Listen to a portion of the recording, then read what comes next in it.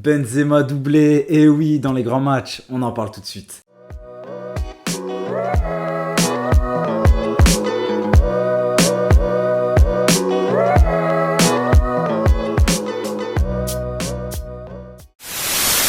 Salut à tous les amis, France-Portugal, 2-2, match moyen. Une bonne deuxième mi-temps, mais une première catastrophique. Et un bilan aussi très moyen. Même si on finit premier, un bilan très moyen. Une victoire, 2 nuls, c'est moyen réellement. Après on s'en sort bien parce qu'on avait quand même un groupe très relevé. Surtout quand on voit que la Hongrie a failli se qualifier s'il gagnait contre l'Allemagne. On va pas s'en plaindre parce qu'on évite quand même la Belgique et l'Angleterre.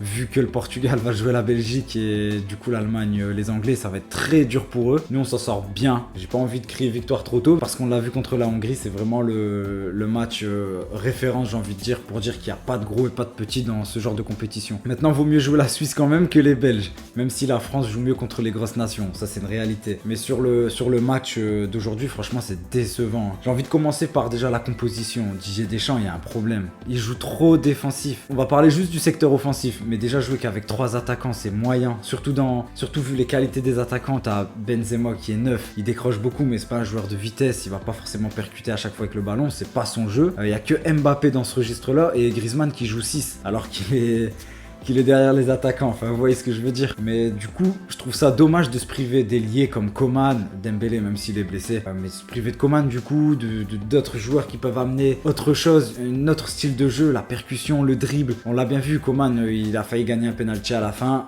qui a été non sifflé, et là-dessus il y a penalty. D'ailleurs, il n'y avait pas penalty pour nous.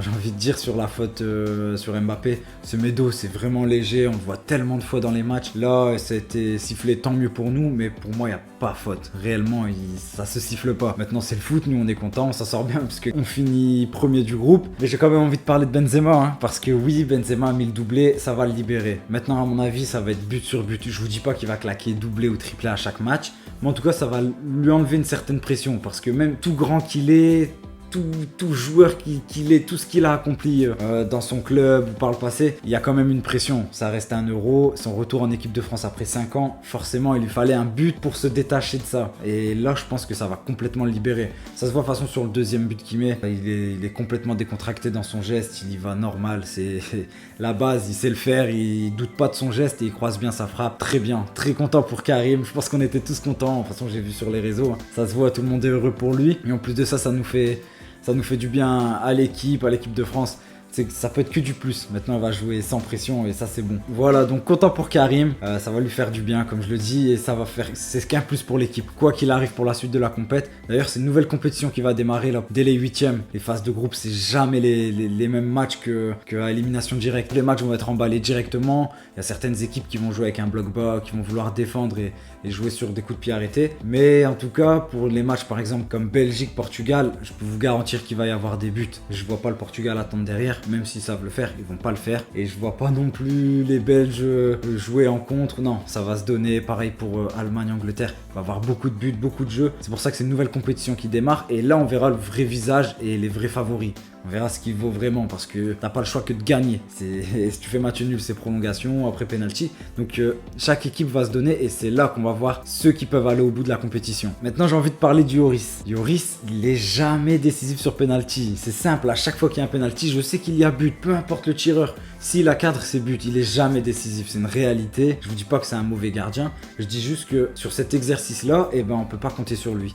Je vous dis pas, peut-être qu'il va nous en sortir un en quart, en demi, en 8e, j'en sais rien. Mais en tout cas, jusqu'à aujourd'hui, il n'a jamais rien fait sur penalty. Jamais, je l'ai jamais vu arrêter un penalty de mes yeux, je sais pas. Ça date peut-être de l'époque de Lyon, mais j'ai pas de souvenir. C'est dommage parce que c'est important. Regardez là, Ronaldo met doublé sur penalty.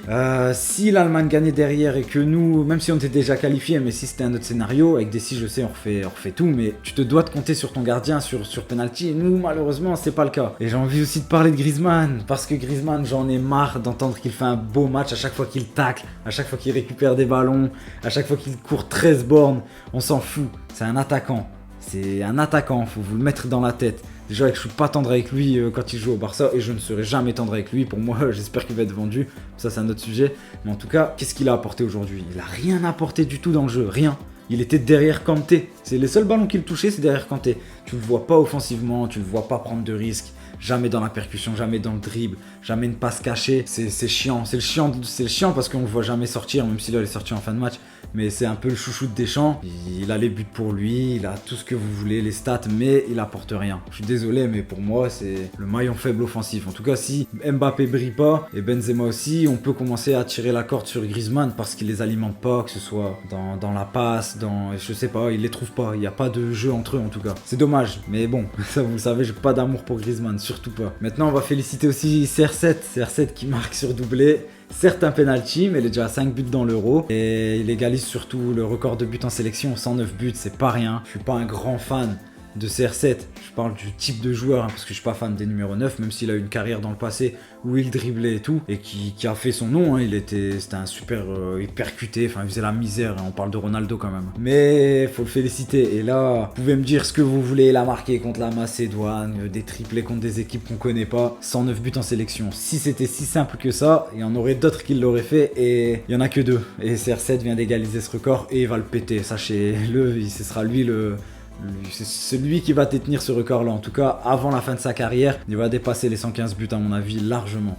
Il a tout pour, le physique, ceinture devant le but, il rigole pas, toujours présent. Félicitations CR7, c'est mérité, il a travaillé pour, très content pour lui. Pour revenir un peu sur le match, un peu déçu parce que la première mi-temps elle est vraiment horrible. Comme je l'ai dit, Deschamps est trop défensif, Koundé à droite, même si Koundé c'est un super joueur, mais ça reste un défenseur central. Rabiot qui a joué arrière gauche, ça c'est beau aussi, lui qui voulait pas être réserviste, lui qui voulait pas jouer 6 au PSG, il se retrouve à jouer arrière gauche, et c'est tout à son honneur j'ai envie de dire, parce que ça prouve bien que sa mentalité a changé et qu'on peut compter sur lui. Et il a fait un très bon match en plus de ça quand il est rentré. Donc voilà, très content pour Rabiot. Il y a une petite connexion aussi qui est en train de se créer. Pogba-Benzema, faut en parler parce que dès que Pogba a le ballon, vous verrez Benzema faire un appel. Parce qu'il sait que Pogba va la donner. Il sait que Pogba a cette qualité de passe, que ce soit un jeu long, jeu court.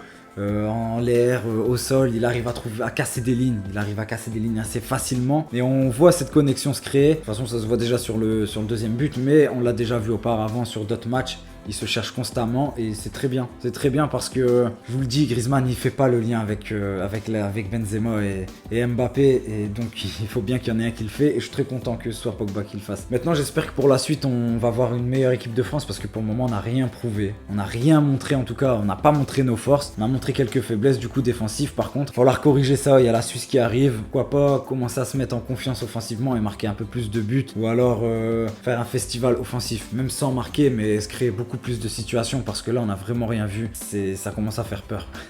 Hormis la frappe de Pogba qui est vraiment dangereuse et Griezmann qui suit derrière, n'a pas été très efficace devant ou alors on n'a pas créé beaucoup de situations. Donc j'espère contre la Suisse on va commencer à monter un peu plus en puissance. De toute façon, une nouvelle compète qui commence à partir des 8e, c'est plus les mêmes matchs, il y a moins de calculs à faire. Et sur ça, la France, on est très bon. En tout cas, ça nous laisse prévoir des beaux 8e qui vont arriver très rapidement. Comme je vous le dis, il y a des grosses confrontations et on va voir les grosses nations. C'est là qu'on va voir les grosses équipes qui peuvent prétendre gagner cet Euro. Voilà, c'est tout pour moi les amis. Dites-moi dans les commentaires pour vous, est-ce que la France vous a convaincu sur ce match ?